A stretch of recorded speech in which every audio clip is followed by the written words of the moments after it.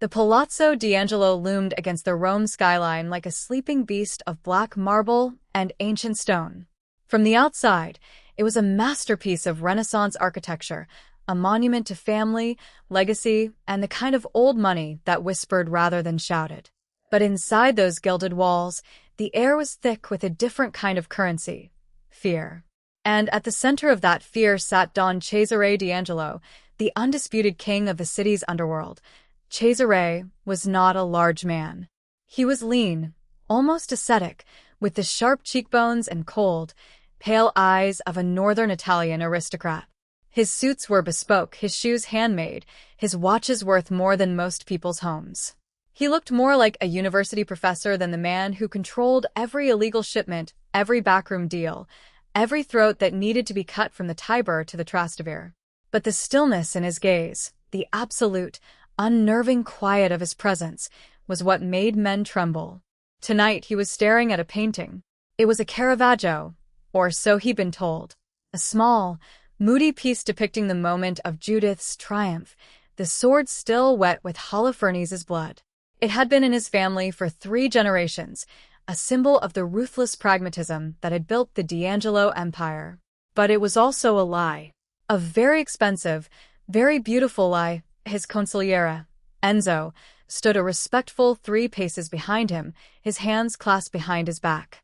Enzo was an old man now, with a face like crumpled parchment and eyes that had seen too much blood. He had served Cesari's father and his father before that.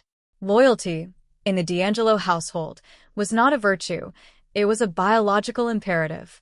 The forger was thorough, Enzo said, his voice a dry rustle. It took our experts 3 months to find the inconsistency in the pigments. The brushwork on the left-hand corner, the faintest trace of a synthetic compound that didn't exist in the 17th century. Someone has been playing a very long game with us, Don Cesare. Cesare did not turn around. His gaze remained fixed on the painting, but his mind was already 3 steps ahead, analyzing the implications. A forgery, in his private collection, in his own home. The insult was not the money, though it was substantial. The insult was the breach. The idea that someone had crept into his sanctum, his legacy, and defiled it with a lie, and that he, Don Cesare, had been fooled for years. It was a crack in the armor, a crack that others would eagerly exploit. Find out who, he said, his voice flat, devoid of emotion. And find out how. I want the name of the forger, the name of the middleman, and the name of the man who thought he could humiliate me in my own home. Bring me their tongues, Enzo. I want to hear them confess before they die. Enzo nodded, a small, grim smile playing on his lips. It will be done, Don Cesare. Just then, the heavy oak door to the study creaked open a fraction of an inch. It was a tiny sound, almost imperceptible, but Cesari's head snapped toward it with the reflexive alertness of a predator. He did not tolerate interruptions, especially not from the servants. A small figure slipped through the crack. It was a child, a little girl of perhaps 6 or 7, with unkempt dark hair and a smudge of dirt on her cheek. She was wearing a maid's uniform that was clearly several sizes too large for her, the sleeves rolled up to her skinny elbows. She was clutching a worn doll to her chest, its painted face chipped and faded. Enzo tensed, his hand moving instinctively toward the inside of his jacket. But Cesare held up a single finger, a gesture so subtle it was almost imperceptible. He was curious. The child was not afraid. In his house, everyone was afraid. The adults shuffled when they walked, afraid to make a sound. The guards stared straight ahead, afraid to meet his eyes. But this child, this little girl with the dirty face and the battered doll, she met his gaze directly. And she was not trembling. "Your Grace," she said, her voice a small, clear bell in the cavernous room. She curtsied, a clumsy, unpracticed gesture that made her look even more out of place amidst the priceless antiques and the heavy brocade curtains. "My mamma says I must not disturb you, but I saw something behind the painting." Cesare's pale eyes narrowed. He glanced at Enzo, who shrugged, a tiny, almost imperceptible movement. The old man was as puzzled as he was. There was no reason for Maid's daughter to be in the study. No reason for her to be anywhere near the West Wing, where the private collection was kept. The household staff had strict instructions. This child was either very brave or very foolish. Or both. "What is your name, child?" Cesare asked. His voice was soft, but it carried a weight that could crush a man's spirit. "Elara, your grace," she said. "My mama works in the kitchens. I help her sometimes, but I got lost. I was looking for my dolly's shoe. It fell off.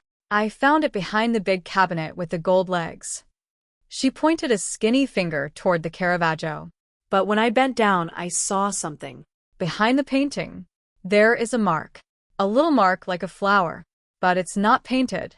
It's carved into the wall." Enzo stepped forward, his face a mask of alarm.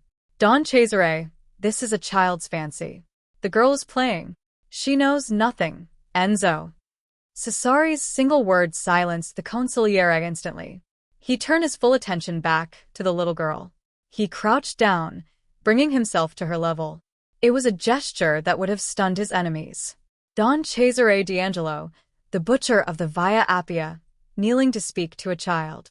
"Show me," he said. Elara hesitated for just a second. Then she nodded, her small face serious, and scurried over to the massive gilded frame of the Caravaggio. She pointed to the lower right-hand corner of the wall, a spot that was almost impossible to see unless you were on your hands and knees. "Look, your grace. Underneath the paint, there's a mark. A flower. With 5 petals." Cesare strode over, his heart beginning to beat a fraction faster. He crouched down, his bespoke trousers brushing against the polished parquet floor. He peered at the spot she indicated. At first he saw nothing. Just the old, slightly faded wallpaper that had been in this room for decades. Then, as his eyes adjusted to the dim lighting, he saw it. Faint, almost invisible, a tiny symbol carved into the plaster beneath the paint. A 5-petaled flower, the stylized emblem of the Marchetti family. The Marchettis were a long-forgotten footnote in Rome's criminal history. A rival family that had been destroyed by Cesare's grandfather in a bloody purge that had left their patriarch gutted in the Piazza Navona.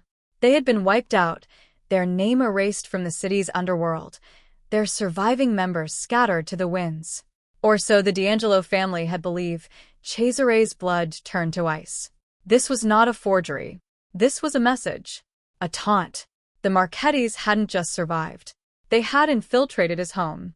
They had placed a fake painting in his collection, a symbol of his family's power, and they had left their mark on his wall, right under his nose. For years. It was a declaration of war. A very old, very patient, very lethal war. He stood up slowly. His face was utterly unreadable, but the muscles in his jaw tightened almost imperceptibly. He looked down at Elara, who was watching him with wide, curious eyes. She was still clutching her doll. "Child," he said, his voice dangerously soft. "Did you tell anyone else about this? Your mother, one of the guards?" Elara shook her head vigorously. "No, your grace. I told my dolly, but she can't talk. She's very good at keeping secrets." She held up the battered doll, its painted smile a stark contrast to the tension in the room. For the first time in years, Cesare felt something other than cold, calculating purpose. He felt a flicker of something unfamiliar. Amusement, affection. It was gone as quickly as it came, replaced by a sharp, analytical clarity. This child had found something his own security team, his own experts, had missed. A 6-year-old maid's daughter had uncovered a threat that had been festering in his house for who knew how long. He reached into his pocket and pulled out a gold coin, a rare commemorative piece from the Vatican Mint. He pressed it into Elara's small, grubby hand. "You are a very clever girl, Elara," he said. "And clever girls are rewarded. You will tell no one about this. Not your mother, not your friends, no one. Do you understand?" Elara nodded solemnly, closing her fingers around the coin. "Yes, your grace. It's our secret. It's our secret," Cesare repeated. He straightened up and turned to Enzo. His eyes had gone hard again, cold as winter stones. "Enzo, I want a full review of the household staff. Everyone, from the gardeners to the scullery maids. I want to know who has family ties to the Marchetti name. I want to know how the painting was switched. And I want to know why my security systems didn't detect the change. Enzo bowed his head. At once, Don Cesare. And Enzo, Cesare added, his voice dropping to a whisper. Find the child's mother. I want to know everything about her. Where she came from, who she knew, why she brought her daughter into my house. I want her file on my desk by morning. The old consigliere nodded and retreated from the room, his footsteps silent on the thick Persian rug. Cesare turned back to the painting. The blood of Holofernes stared back at him, a frozen moment of violence and justice. But now he saw it differently. It wasn't Judith's triumph he saw. It was a warning. A reminder that the sins of the fathers were inherited by the sons. The Marchettis were ghosts, but ghosts could kill. He looked down at the spot on the wall where the tiny flower was etched. Then his gaze drifted to the door where the little girl had disappeared. Alara. She was the most unlikely weapon he'd ever encountered. A child with a broken doll and a dirt-smudged face, who had seen what his entire security apparatus had missed. He did not know it yet, but that little girl would become the most important asset he had. She would be his eyes, his ears, his salvation. And she would also be the key to uncovering a conspiracy that went far deeper than a simple revenge plot. But for now, he simply stood in the silence of a study, the weight of a family war pressing down on him, and he allowed himself a single, rare moment of uncertainty. The Marchettis were back, and they had been inside his house. They had been sleeping in his shadow, eating his food, breathing his air, and they had used a 6-year-old girl to deliver their message. Cesare D'Angelo smiled. It was a cold, terrible smile, the smile of a man who had just found his purpose again. The hunt was on. And he would not stop until every single Marchetti was dead, their names erased from history, their bones scattered in the catacombs where they belonged. But first, he needed to find out more about the little girl with the flower-shaped eyes and the secret-keeping doll. She was the beginning of the end. Or the end of the beginning. He walked to his desk and pressed an intercom button. Get me the file on the kitchen maid, Maria. And her daughter. I want to know everything. Don't leave a single detail out. The voice on the other end crackled. Yes, Don Cesare. Cesare sat down in his leather chair, the weight of a dynasty on his shoulders. He stared at the painting, and for the first time, he saw it for what it truly was. A mask. A lie. A message from the grave. But he also saw something else. Hope. And in the world of the D'Angelo family, hope was the most dangerous thing of all. Maria Connie had been working in the D'Angelo household for 12 years. She was a quiet woman, widowed young, with hands that had been roughened by decades of scrubbing pots and peeling vegetables. She kept her head down, her voice low, and her secrets locked tight in a small wooden box she kept under her mattress. The box contained a photograph, yellowed with age, of a man with kind eyes and a smile that had once promised her the world. It also contained a single pressed flower, a 5-petaled bloom that she had picked on the day she had buried him. She had not thought of that flower in years. Not until her daughter, Alara, came running into the kitchens that evening, her small face flushed with excitement, clutching a shiny gold coin in her fist. Mama, look. Alara held up the coin, her eyes wide and sparkling. The Don gave it to me. He said I was clever. He said I must keep a secret. Maria's blood turned to ice. She grabbed her daughter's wrist, perhaps a little too roughly, and pulled her into the small, cramped pantry off the main kitchen. The scent of dried herbs and aged cheese filled the narrow space. She crouched down, her face inches from her daughter's. What secret? Alara, what did you tell him? Alara's excitement faltered. She was used to her mother's quietness, her careful movements, her way of fading into the background. She was not used to this intensity, this barely contained terror. I found a mark, Mama. Behind the big painting. A flower, like the one in your box. I showed him. He gave me the coin. He said it was our secret. Maria felt the world tilt beneath her feet. The flower. The Marchetti emblem. How could her daughter have seen it? It was hidden, painted over, buried behind a century of dust and lies. She had thought it was safe. She had thought the past was dead. But Alara had found it. And Alara had told the Dawn. Listen to me, Alara. Maria said, her voice trembling but firm. You must never speak of this again.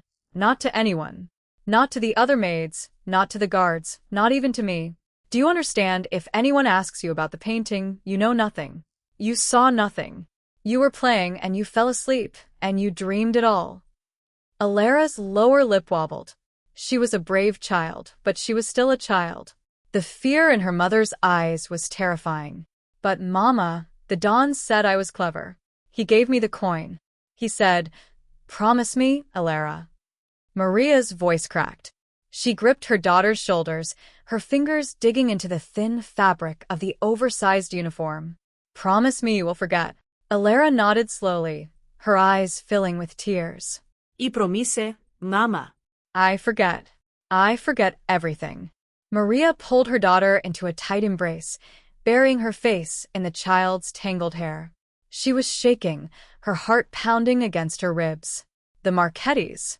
After all these years, after all the blood and the sacrifice, the flower had bloomed again. And her daughter, her sweet, curious, too clever daughter, had been the one to water it. That night, Maria could not sleep. She lay in her narrow cot, listening to Alara's soft breathing from the trundle bed beside her. The room was small, barely more than a closet, but it was theirs. It was the only piece of the world that belonged to them. And now, it felt like a cage. She thought about the man in the photograph. His name was Marco, and he had been a footman in the D'Angelo household before she had arrived. He had been kind, gentle, and utterly unsuited for the life he had been born into. His family, the Marchettis, had been destroyed, scattered like ash in the wind. But Marco had not been a soldier. He had been a poet, a dreamer, a man who wanted nothing more than to read books and grow roses and love a woman without fear. He had died for that dream, poisoned by a rival who had discovered his true name. Maria had watched him fade, his kind eyes growing dim, his hands that had once held hers so tenderly becoming cold and still. She had taken his place in the D'Angelo household, not out of loyalty, but out of survival. She had hidden her identity, her past, the tiny flower she had pressed into a box. She had become invisible, a ghost in the kitchen, just another servant in a sea of faceless staff. It had worked for 12 years. Until Alara did now, the walls were closing in. The Don had asked for her file. He would find out about her past, about Marco, about the child she had conceived in secret and raised in silence. He would see the connection. He would see the flower. And he would kill them both. Maria sat up in bed, her heart pounding. She looked at Alara, sleeping peacefully, her doll clutched to her chest. The gold coin gleamed on the bedside table, a symbol of the Don's favor. But favor could turn to wrath in an instant. She had seen it happen. She had cleaned the blood from the floors afterward. She had to leave. Tonight. Before the file arrived, before the guards came, she had to take Alara and disappear into the labyrinth of the city, into the shadows where the Marchettis had survived for generations. She crept out of bed, her feet silent on the cold stone floor. She began to pack, stuffing a small canvas bag with clothes, a little food, the photograph, the pressed flower. She would wake Alara at dawn, slip out through the servants' entrance, and never look back.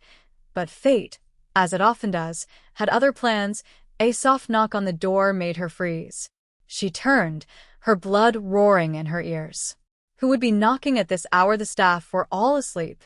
The guards patrolled the grounds, but they never came to the servants' quarters. She hesitated, her hand hovering over the door handle. Another knock, softer this time, almost hesitant. Then a voice, low and urgent. Maria. It's Enzo. Open the door. Enzo. The Don's shadow. The man who had served 3 generations of D'Angelo tyrants. He was the last person she wanted to see. She opened the door a crack, her face pale, her eyes wary. The old consigliere stood in the dim hallway, his wrinkled face unreadable. He was holding a thick folder in his hands. Her filed, Maria, he said, his voice surprisingly gentle. I need to speak with you. It is not what you think. Please let me in. She stepped back, her heart hammering. She had no choice. Refusing the Don's right hand was as good as signing her own death warrant. Enzo stepped into the small room, his eyes scanning the cramped space. They landed on the canvas bag, the photograph peeking out from the top. He raised an eyebrow but said nothing. He settled onto the wooden chair by the window, the only piece of furniture besides the two beds. Maria remained standing, her arms crossed over her chest, as if she could protect herself from his words. "You know about the flower," Enzo said, his voice a dry whisper. "You know what it means." Don Cesare found the mark behind the painting, the Marchetti emblem. "And your daughter, that clever little girl of yours," she showed it to him. Maria said nothing. Her jaw was clenched so tight her teeth ached. "Don Cesare is not angry with you," Enzo continued, his tone disconcertingly calm. "He is intrigued. A child who sees what others miss. A child who is brave enough to speak to the devil in his own lair. He sees value in her. And value, in this house, is the only currency that matters." Value, Maria's voice was a ragged whisper. "He will use her. He will twist her into one of his soldiers, his spies. She is just a child. She deserves a life. A normal life. Not this world of blood and secrets." Enzo sighed, a long, weary sound. "There is no normal life for a child of the Marchetti, Maria. You know that.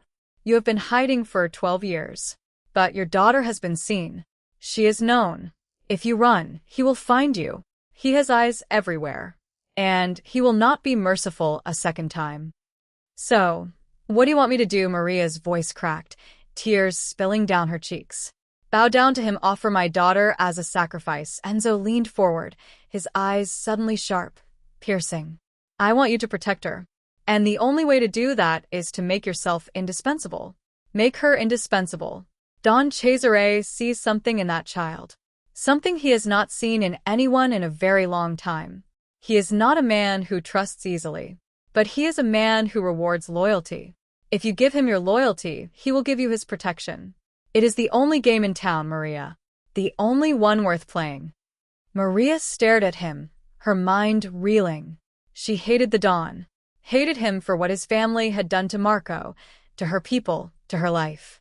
But she also knew that hatred was a luxury she could not afford. She had Alara to think about.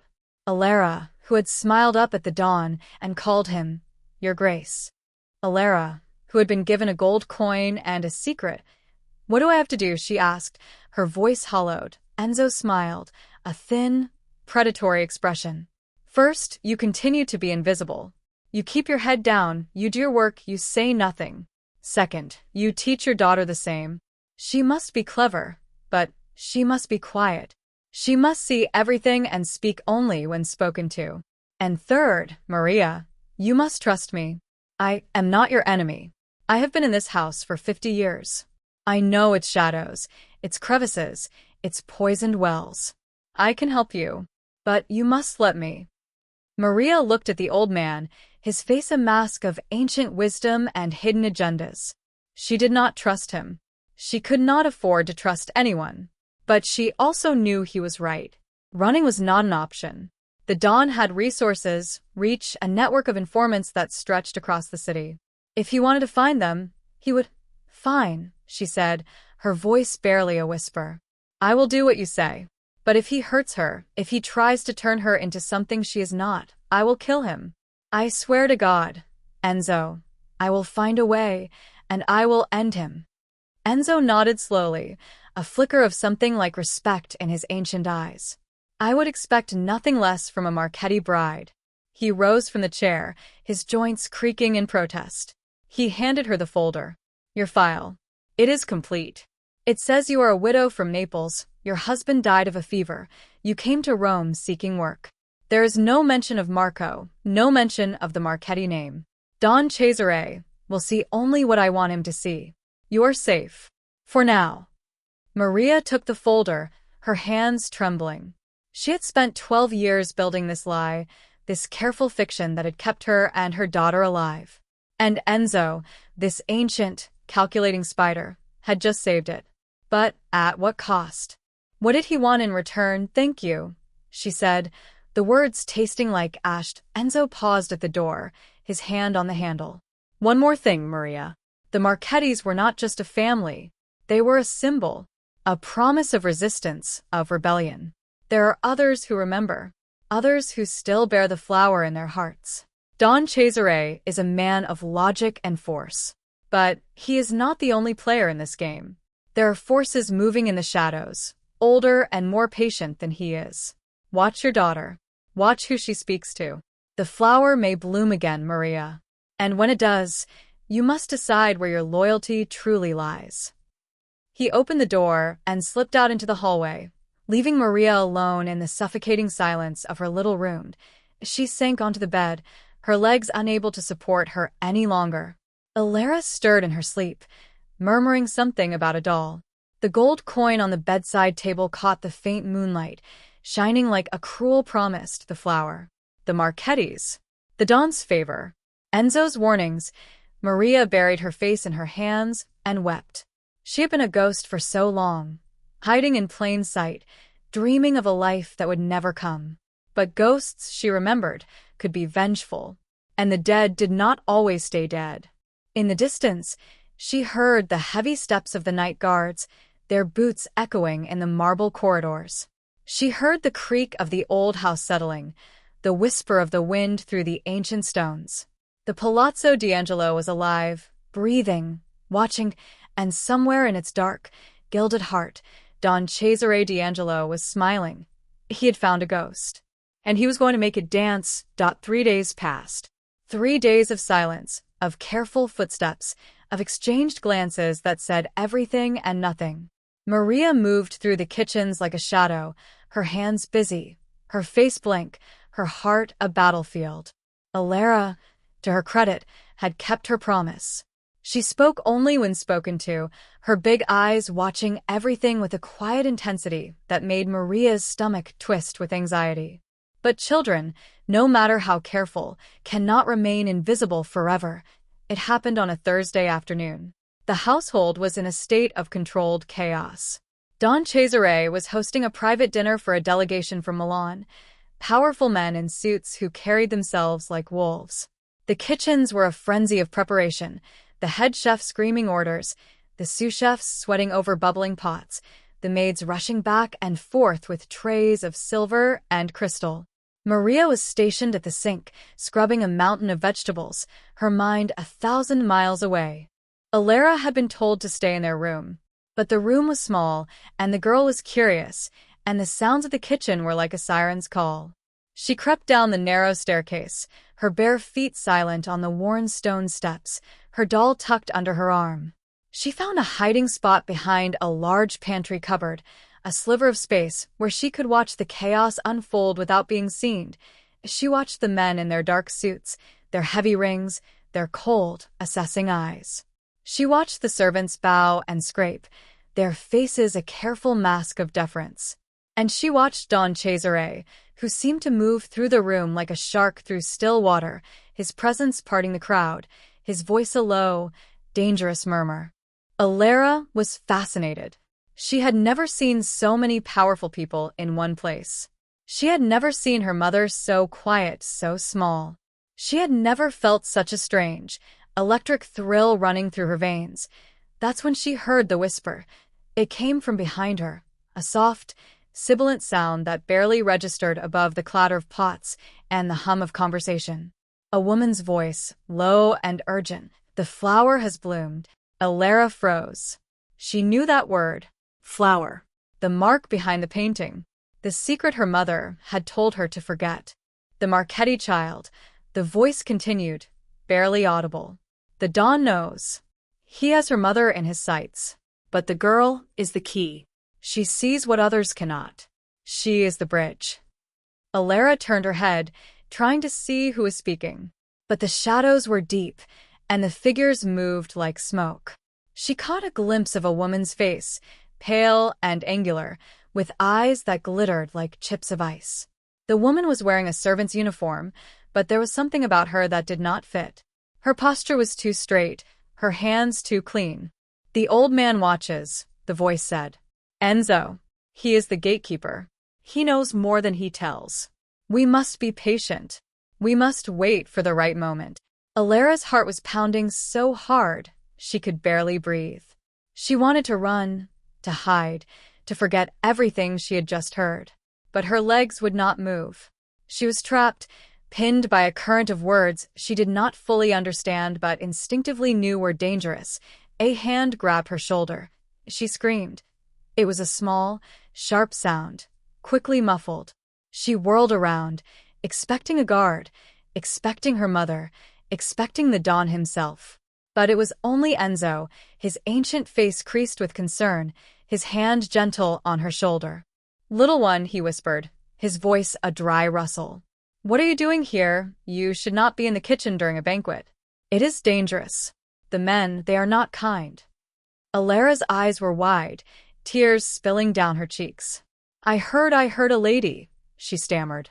She said about the flower. She said about me. She said I was a bridge." Enzo's face went very still. His eyes, usually so unreadable, flickered with something Alara could not identify. Fear, anger, calculation. "Who is she?" he asked, his voice a razor's edge.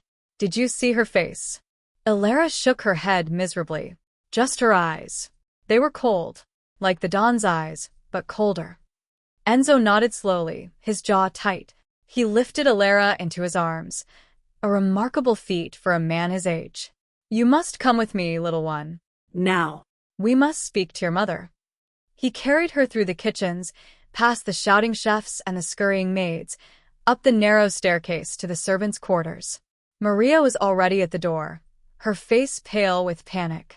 She had heard the scream. "Alara," she cried, snatching her daughter from Enzo's arms. "What happened? Are you hurt?" "I'm fine, Mama," Alara said, her voice trembling. "I saw a lady. She was talking about the flower. She said I was a bridge. I didn't understand. I didn't mean to listen, I promise." Maria's face drained of color. She looked at Enzo, her eyes a silent plea. The old man shook his head, his expression grim. "There is a spy in the house," he said quietly. "A woman, by the sound of it. She knows about the flower, about the Marchetti connection. She knows about Alara. The Don's enemies are closer than we thought." Maria clutched Alara tighter, her mind racing. A spy. In the household. Someone who had been watching them, waiting. The flower had bloomed, and now the garden was full of serpents. "What do we do?" she asked, her voice barely a whisper. Enzo's eyes were hard, calculating. "You do nothing. You stay in this room. You do not leave. I will speak to Don Cesare. He must know that his house has been breached. The woman must be found. And when she is, she will be dealt with." He turned to leave, but paused at the door. "Maria. There is something else. Something I did not tell you before. The Marchettis were not just a family. They were a network. A web of loyalty that spanned cities, countries, generations. There are still agents out there. People who would die to see the D'Angelo name burn. People who would use your daughter as a weapon. You must be careful. You must trust no one. Not even me." He disappeared down the hallway, his footsteps fading into the vast, silent house. Maria sank onto the bed, Alara still in her arms. The girl was trembling, her small face buried in her mother's shoulder. Maria stroked her hair, her mind a blur of fear and fury. A spy. A woman with cold eyes. Someone who knew about the flower, about the Marchettis, about Alara. Someone who was watching, waiting, planning. And the Don. What would he do when he found out he had seemed almost fond of Alara? But fondness in a man like Cesare D'Angelo was a fragile thing, a flickering candle in a hurricane. If he thought Alara was a threat, a liability, he would snuff her out without a second thought. Maria had to protect her daughter. But how she was a kitchen maid, invisible, powerless. The Don held all the cards. Enzo was a mystery, an ally who might be a traitor. The spy was out there, somewhere in the shadows, waiting. She looked at Alara, at the innocent face, the curious eyes, the doll clutched to her chest. Her daughter had a gift. She saw what others did not. She spoke when others were silent. She was brave, clever, and utterly unaware of the danger that surrounded her, and that, Maria realized, was the problem. Alara was not just a child. She was a weapon. A weapon that both sides wanted to wield. A soft knock on the door made her jump. She tensed, her heart hammering. Who now? The spy, the Dawn's guards, Enzo, but the voice that came through the door was gentle, almost hesitant. Maria, it's me. Beatrice. I have a message from the Dawn. Beatrice was one of the senior maids, a plump, motherly woman who had always been kind to Maria. She opened the door, her round face creased with worry. The Dawn wants to see Alara, she said softly. He has a gift for her. He said she is to come to his study. Alone. Maria's blood ran cold. Alone.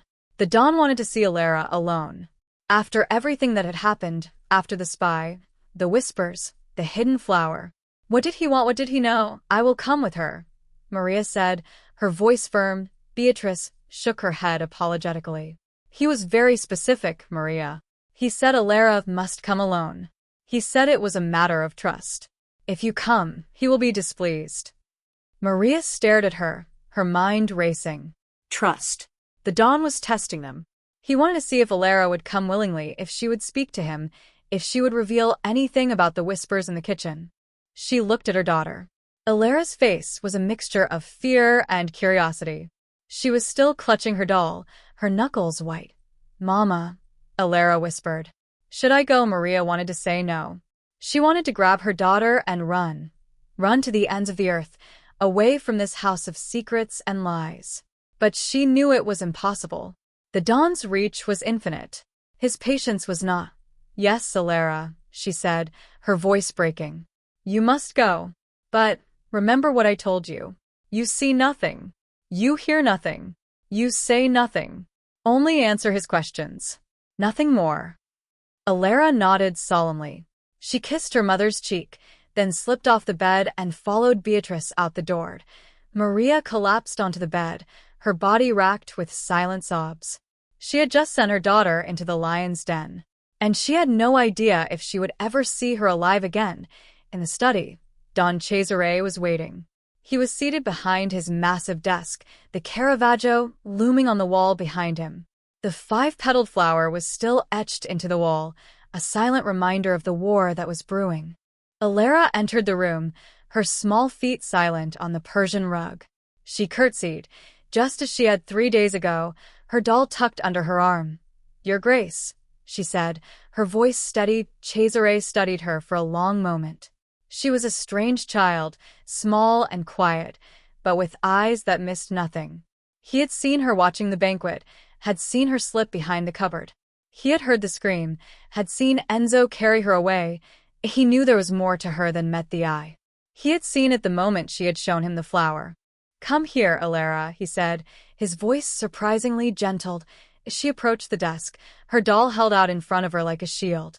He reached into his pocket and pulled out a small velvet pouch.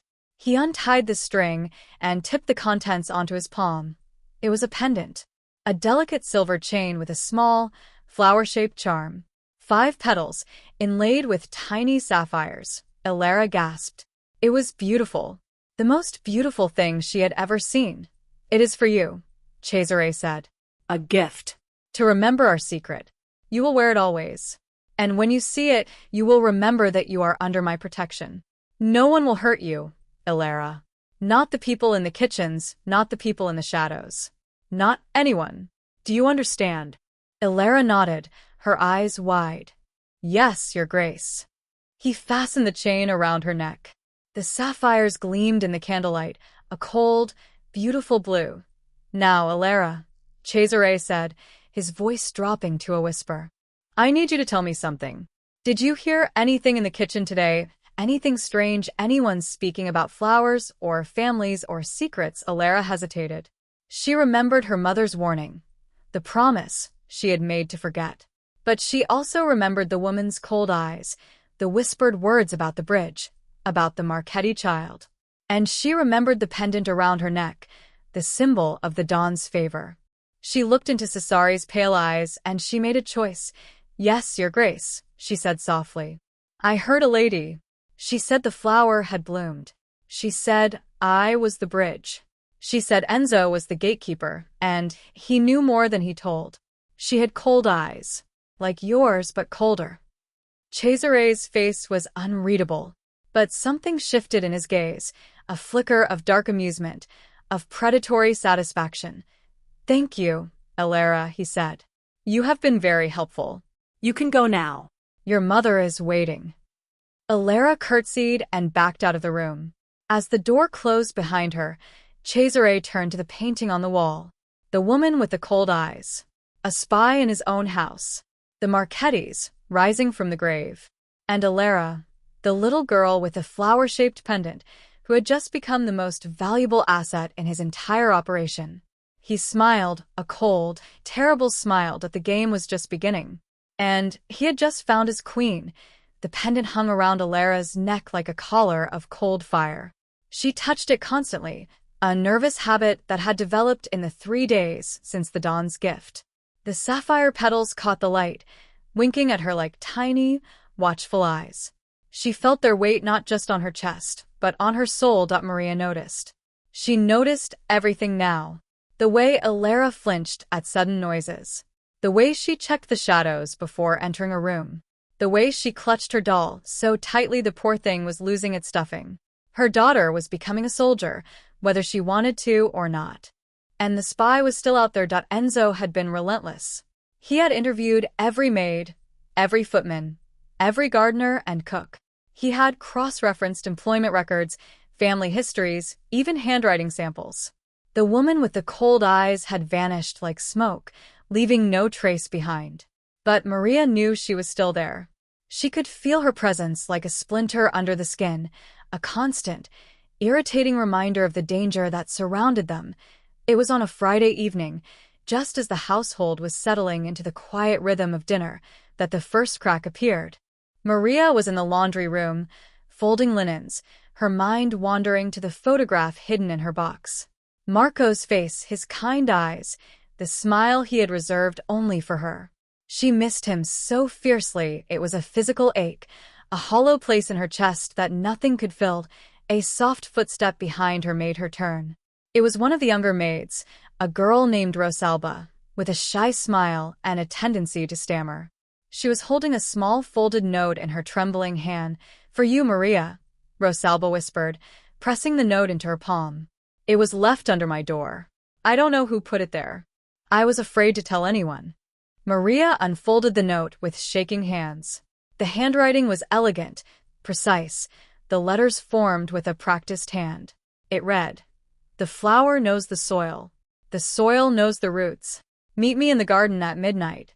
Come alone. Trust no one. Your survival depends on it." No signature. No explanation. Just a summons from the shadows. Maria's heart pounded. The spy. It had to be. The woman with the cold eyes, finally making her move. She was being called to the garden, to the heart of the dawn's domain, where the roses bloomed red and the shadows were deep enough to swallow a secret. She looked at Rosalba, who was trembling like a leaf. "Did you see who left this?" Rosalba shook her head frantically. No. "I came back to my room, and it was there. On the floor, like it had been slipped under the door. I didn't touch anything else, I swear." Maria believed her. Rosalba was a simple girl, too timid to be part of any conspiracy. The note was a message, a trap, a test. And Maria had no choice but to answer it. That night, she waited until Elara was asleep, her small face peaceful, the pendant glinting on her chest. Maria kissed her forehead, whispered a prayer to a god she wasn't sure still listened, and slipped out of the room. The Palazzo D'Angelo was a different place at night. The grand corridors were lit only by the faint glow of sconces, casting long, dancing shadows on the walls. The marble floors gleamed like frozen rivers. The silence was absolute, broken only by the distant ticking of a grandfather clock and the soft scurry of mice in the walls. Maria made her way through the servants' entrance, down the narrow staircase, past the empty kitchens, and into the garden. The air was cool and sweet, heavy with the scent of night-blooming jasmine.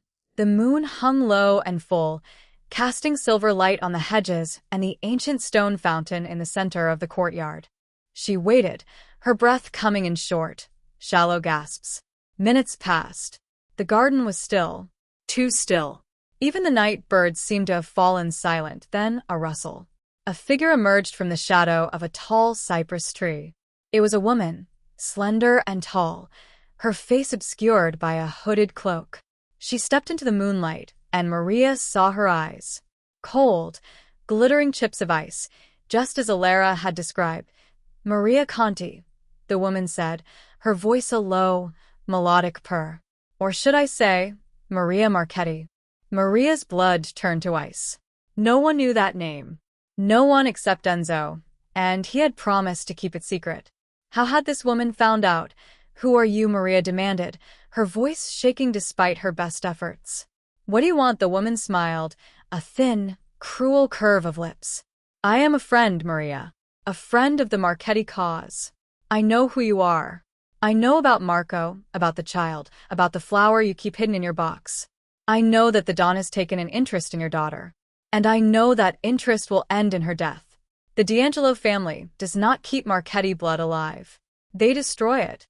Maria's hands clenched into fists. "Alara is not Marchetti. She is Connie. She is my daughter, and she has nothing to do with any of this."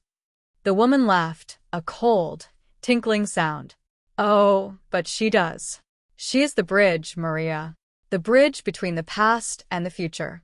The Marchettis are not dead. They are sleeping, and they are waiting for a signal to wake. Your daughter is that signal. She has already proven herself. She saw the flower when no one else could. She spoke to the dawn when no one else dared. She is marked, chosen, and the D'Angelo family cannot allow that to continue." Maria's mind reeled. Chosen marked Alara was just a child, a curious, clever child who had stumbled into something far bigger than herself. She had not chosen any of this. None of it was her fault. "What do you want from me?" Maria asked, her voice barely a whisper. The woman stepped closer, her eyes gleaming in the moonlight. "I want you to bring me the pendant. The one the Don gave your daughter. It is a key, Maria.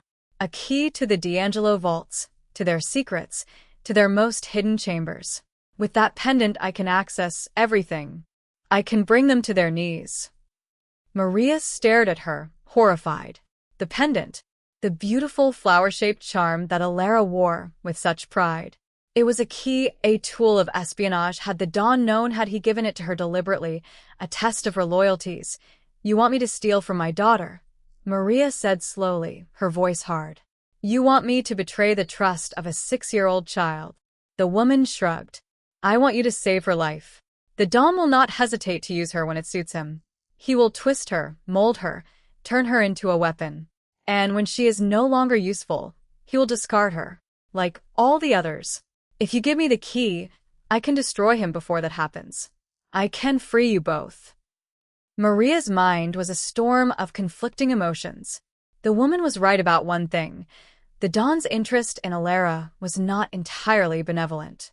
He saw value in her, but value was a currency he traded in, not a bond he honored. The pendant was proof of that. It was not just a gift. It was a leash, but the woman was also a stranger, a shadow, a figure of unknown allegiance. She claimed to be a friend of the Marchetti cause, but how could Maria trust her? How could she trust anyone? "I need time," Maria said, her voice steady. "I need to think. This is not a decision I can make lightly." The woman nodded slowly, her eyes never leaving Maria's face. "You have until the next full moon. That gives you 14 days. Bring me the pendant, and I will ensure your daughter's safety. Fail, and you will lose her forever. Trust me, Maria. I am your only hope." She turned and melted back into the shadows, leaving Maria alone in the moonlit garden. Maria stood there for a long time, trembling, her heart pounding against her ribs. The weight of the choice pressed down on her like a physical force. Betray the Don, who held her life in his hands. Or betray her daughter, who trusted her completely. There was no good choice.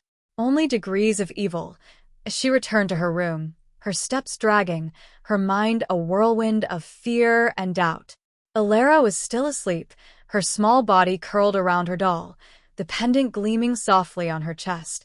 Maria sat on the edge of the bed and wept. Silent tears, tears of frustration and fury, tears for a life that had been stolen from her, for a daughter who had been caught in a war she did not understand. She reached out, and touched the pendant, her fingers brushing the cold metal. It pulsed with a faint warmth, a subtle energy that sent a shiver down her spine.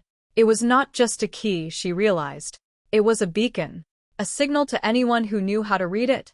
The dawn had given Alara a target, and the spy had noticed that Maria made a decision. A dangerous, reckless, terrifying decision. She would not give up the pendant, but she would not keep it either.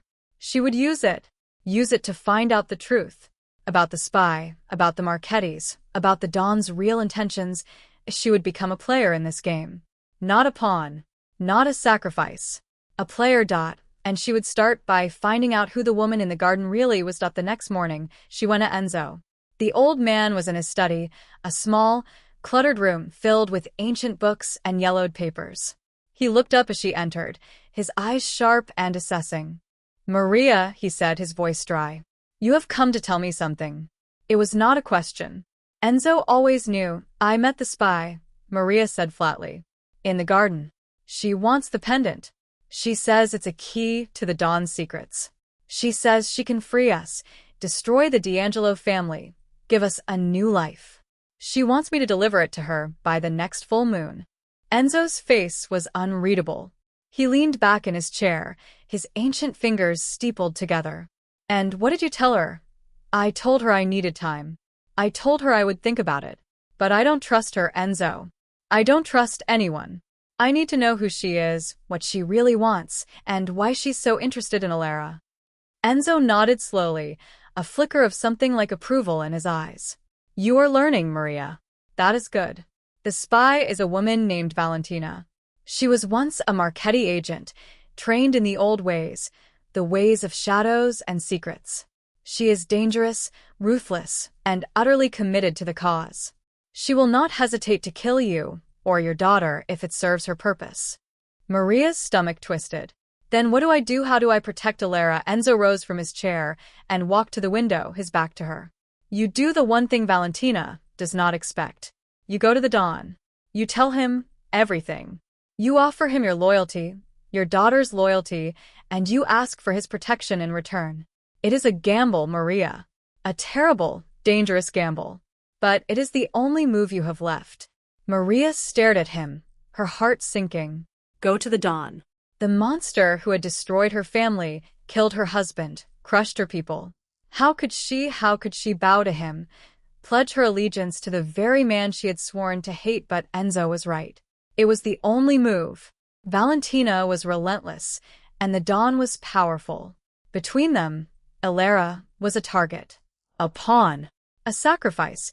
Unless Maria could change the game. She left Enzo's study, her steps heavy, her mind churning. She walked through the grand corridors, past the priceless art and the silent guards, until she reached the massive oak doors of the Dawn's private chamber. She knocked, the doors swung open, and she stepped inside. Don Cesare D'Angelo was seated at his desk, a glass of amber liquid in his hand. He looked up as she entered, his pale eyes assessing her with cold precision. "Maria," he said, his voice soft, dangerous. "I was expecting you." She dropped to her knees before him, her head bowed, her heart pounding. "Don Cesare," she said, her voice trembling but clear. "I have a confession. I know about the spy. I know about the Marchettis. I know about the pendant. And I am ready to tell you everything. I am ready to serve you. Please. Protect my daughter. And I will give you the one thing Valentina cannot offer. The truth." Cesare studied her for a long moment. His face was unreadable, a mask of ice and stone. Then slowly he smiled. It was a cold, predatory smile, the smile of a shark who had just scented blood. "Rise, Maria," he said, "and tell me everything." And Maria, the ghost, the widow, the mother, began to speak. The room was steeped in silence, the kind of silence that followed a confession, heavy and expectant. Maria knelt on the cold marble floor, her words still hanging in the air between her and the dawn. She had told him everything. About Marco, about the Marchetti legacy, about the spy in the garden, about Valentina's demand for the pendant. She had laid her soul bare before the devil himself, and now she waited for his verdict. Cesare D'Angelo did not move. His pale eyes were fixed on her, unblinking, like a predator assessing its prey. The glass of amber liquid sat untouched on his desk. The Caravaggio loomed behind him, Judith's sword forever frozen in the moment of triumph. "You have been carrying a heavy burden, Maria," he said finally, his voice softer than she had expected. "A burden of secrets and lies, of love and loss. You have raised a child in the shadows, taught her to be invisible, to fear the light. And yet, she found the light anyway. She found me." Maria's throat tightened. "She is just a child, Don Cesare. She does not understand the games that are being played around her. She only wanted to help. She only wanted to be brave." "Brave," Cesare repeated, a faint, almost imperceptible smile touching his lips. "She is that. Braver than most men I know. Braver than the guards who tremble at my name, the soldiers who would die for me without knowing why. Your daughter is not afraid of me, Maria. She looks at me with those big, curious eyes, and she sees a man, not a monster. Do you know how rare that is?" Maria shook her head, tears spilling down her cheeks. "She sees goodness where there is none. She trusts where she should fear. It is her gift and her curse." Cesare rose from his chair and walked around the desk. He stopped in front of Maria, looking down at her with an expression she could not decipher. Then, to her shock, he extended his hand to her. "Rise, Maria. You have proven your loyalty tonight, not by kneeling, but by speaking the truth. There is no currency more valuable in this house." She took his hand, her fingers trembling against his cool, firm grip. He pulled her to her feet and led her to the window, where the moon cast its silver light over the garden below. The roses were in bloom, their petals dark and velvety in the night. "Valentina," he said, the name a whisper on his lips. "I knew her once. Before she became a ghost, before she became a weapon. She was a Marchetti agent, trained in the old ways, the ways of shadows and poison. She was also my sister." Maria froze. Her heart stopped, then started again, pounding against her ribs. His sister. The spy, the woman with the cold eyes, the woman who had threatened her daughter, was Don Cesare's sister. "I do not understand," Maria whispered. "How is that possible? The Marchettis were your enemies. Your grandfather destroyed them. How could your sister be one of them?" Cesare's face was unreadable, but his eyes held a flicker of something dark and ancient. "My father was a cruel man, Maria. He had affairs. Many affairs. One of them was with a Marchetti woman, a servant in this house. She bore him a daughter, a child he refused to acknowledge. That child was Valentina. She was raised in the shadows, hidden from the world, taught to hate the D'Angelo name. When my grandfather purged the Marchettis, she was spared. She was a ghost before she knew she existed." Maria's mind reeled. The spy was the Don's half-sister, a child of betrayal, raised in secrecy, trained to destroy the family that had rejected her. And she had been using Alara as a pawn in her revenge. "She wants the pendant," Cesare continued, his voice flat, emotionless. "It is a key," as she said, "but not to my vaults. To something far more dangerous. A secret that has been buried for 3 generations. A secret that could destroy everything I have built. And she is willing to use your daughter to get it."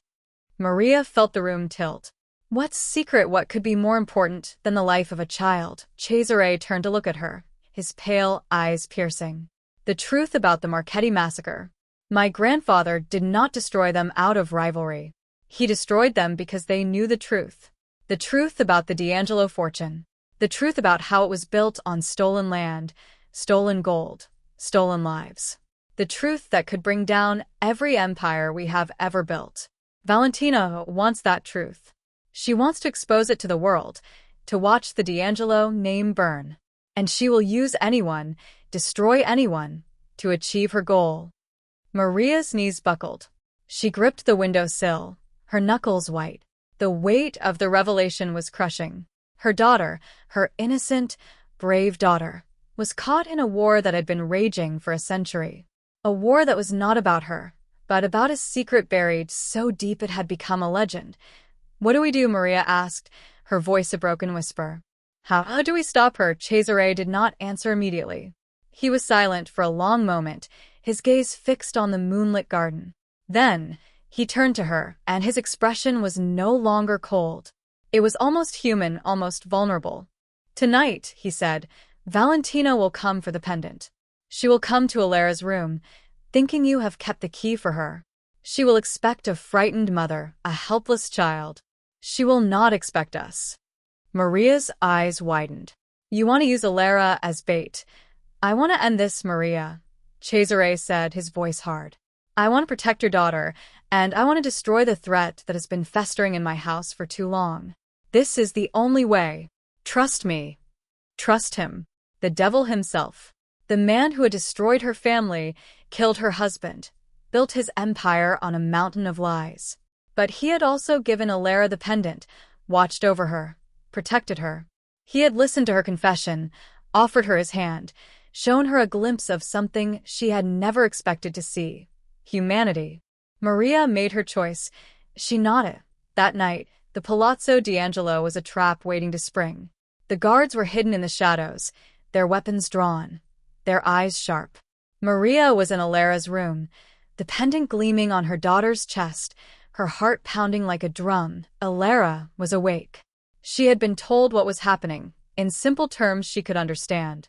A bad woman was coming to take her necklace. The Dawn and her mother were going to stop her.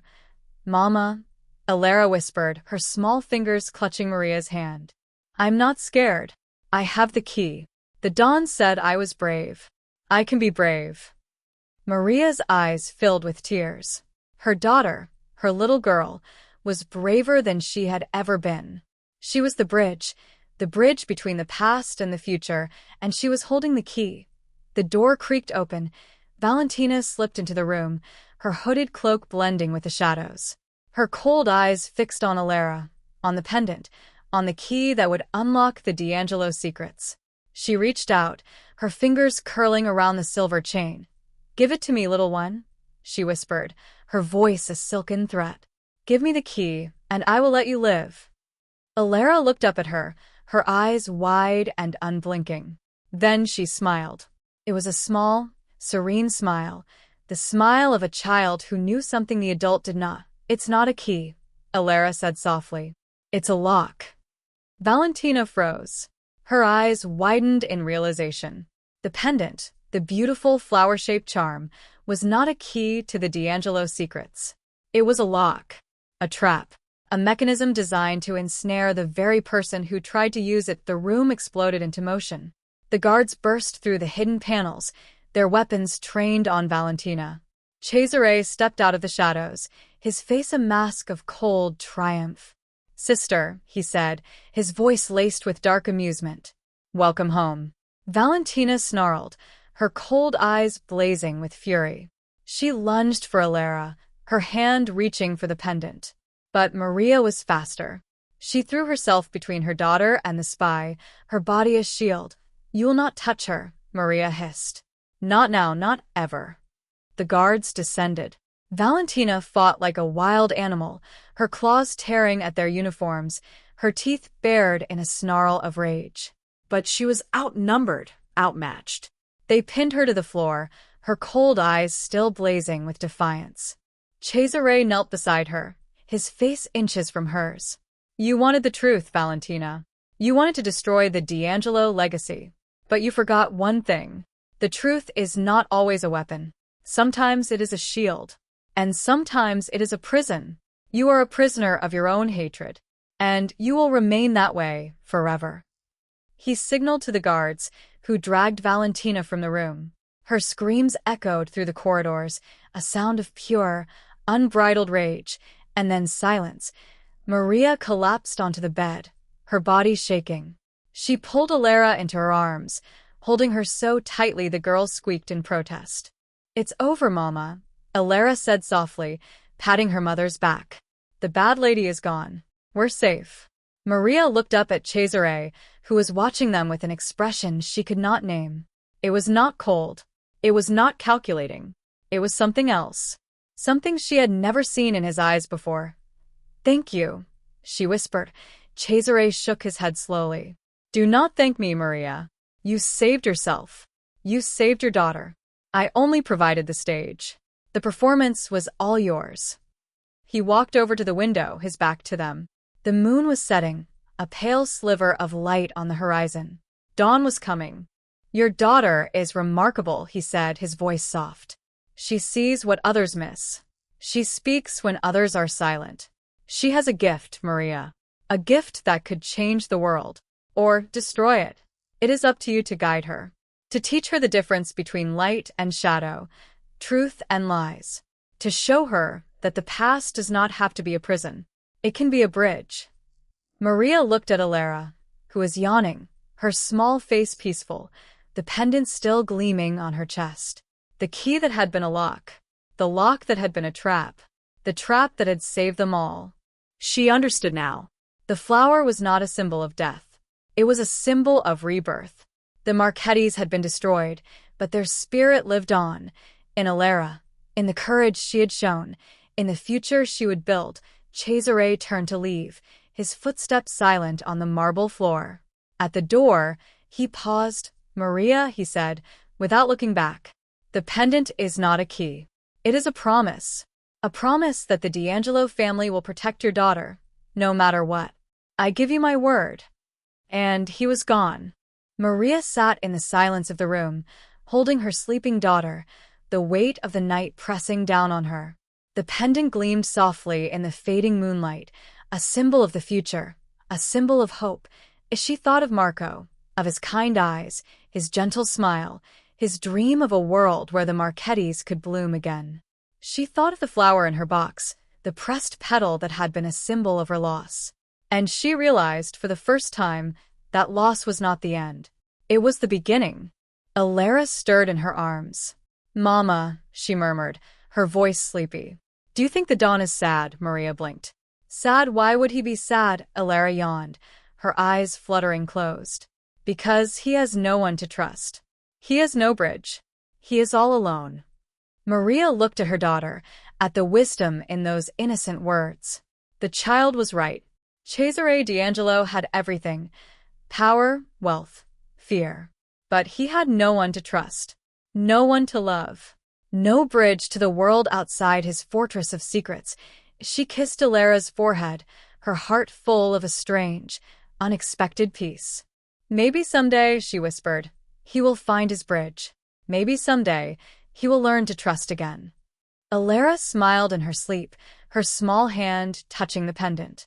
The flower-shaped charm glowed softly, a promise of the future. A bridge between the past and the present, between hate and hope, between the shadows and the light. Outside, the sun was rising over the Palazzo D'Angelo, painting the sky in shades of gold and rose.